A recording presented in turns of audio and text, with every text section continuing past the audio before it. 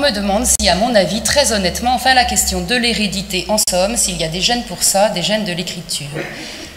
Tous les ans, c'est la même histoire, comme les régimes amaigrissants ou le salaire des cadres, le dossier filiation s'impose de façon saisonnière. On me demande pourquoi je n'ai pas pris de pseudonyme, si j'y ai pensé. Ma réponse est claire. Pourquoi signerais-je d'un autre nom que le mien? On me trouve très arrogante. Et si je m'étais appelée, je ne sais pas moi, Pascal Martin? Est-ce qu'on écrit différemment lorsque son nom propre est un nom commun, un nom passe-partout? On en connaît tous des Martins, et pour cause. Ils sont plus de 3000 répertoriés dans l'annuaire pour la seule ville de Paris.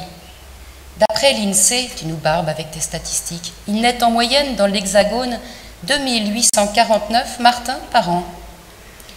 Tu imagines une ville entièrement peuplée de Martins. L'enfer des facteurs. Mais si, Pascal Martin, vous savez, la fille de Roger Nimier. Parce que c'est ça, prendre un pseudonyme. Obliger les autres à mettre le doigt sur la filiation. J'aurais pu, bien entendu, choisir un nom moins répandu, mais ça n'aurait rien changé. J'aurais toujours eu l'impression d'avancer masquée, déguisée, d'utiliser un subterfuge pour m'accorder le droit d'écrire à leur nom. Décidément, pas envie de changer d'identité.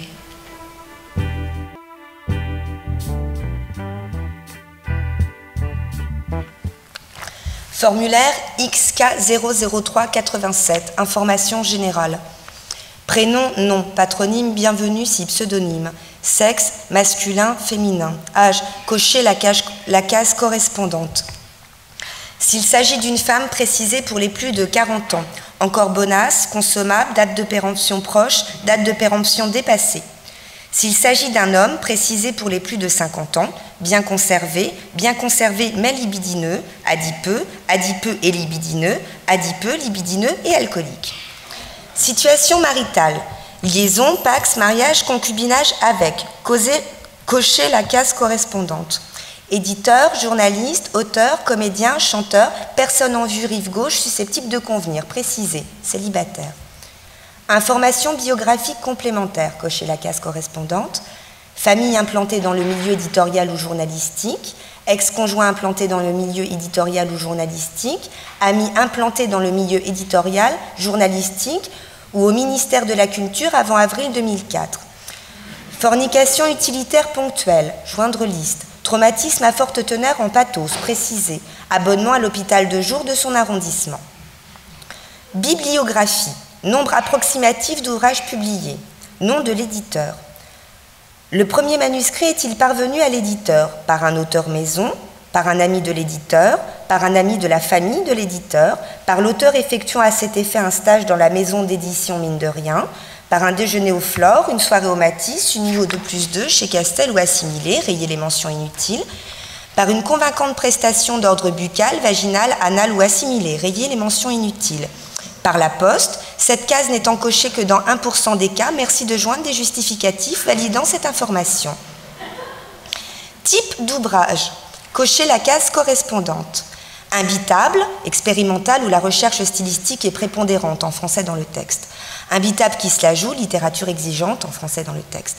Autofiction, autofiction imbitable, autofiction qui se la joue, imbitable, autofiction parisienne, imbitable parisianisme qui se la joue, autofiction, roman traditionnel à tendance imbitable, roman traditionnel à tendance commerciale, roman commercial traditionnel, roman commercial qui se la joue, roman commercial qui se la joue imbitable, coiffure correcte exigée, roman commercial imbitable, four, roman commercial à tendance racoleur, sujet sociétal et ou générationnel exigé, roman commercial ouvertement racoleur, culotte en couverture exigée.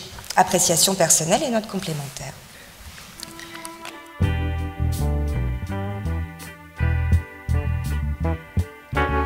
Aussi, autant que vous le sachiez, et je dis aux amis qui arrivaient pour dîner, vous débarquez en pleine crise. Le titre que j'avais bricolé pour faire avancer le bouquin vient de lâcher, tout est à reprendre. Car un titre qui soudain s'effondre, c'est comme un infarctus. C'est tout le corps du livre qui défaille. Il cesse d'être irrigué, il faut d'urgence pratiquer un massage cardiaque en attendant le SAMU. Je ne sais pas si c'est pour m'aider à en trouver un autre de titre, Mais ils sont venus, les amis, avec un chien excavateur, un grand Danois tout noir, a très vite manifesté, le bestiau, 1,50 m au garrot, ou pas loin, un vrai talent de fossoyeur, creusant partout des trous. Ou voulait-il prouver qu'il était le digne descendant d'une vieille lignée de pasteurs et grand lecteur de Kierkegaard? Ou bien encore un chien pêcheur, cherchant dans le sable, par je ne sais quelle erreur de la nature, des crevettes? Toujours est-il qu'il a déniché, camouflé derrière un buisson d'hortensia, un hérisson. Un pauvre hérisson pris de crainte et tremblement. C'est comme ça que j'ai découvert que nous sommes deux à hérissonner ici. Lui n'a pas déposé son indéposable armure. Il reste fidèle, canicule ou pas, à son très hermétique poème portatif. Faire comme lui, c'est-à-dire, je n'ai pas réfléchi davantage. Une fois parti le grand Danois excavateur, j'ai repris mon titre, l'ai enfilé comme une combinaison de planchiste, bien décidé à descendre en apnée dans mes brouillons le plus longtemps possible, sans bouchon dans les oreilles, comme il me semble qu'il convient aux compagnons du hérisson. Bien décidé aussi à ne pas trop trier les décibels, c'est essentiel, si l'on veut jouer au sax, comme le voulait J.C., plusieurs notes à la fois. Et si besoin, s'exercer avec des moufles de hérisson.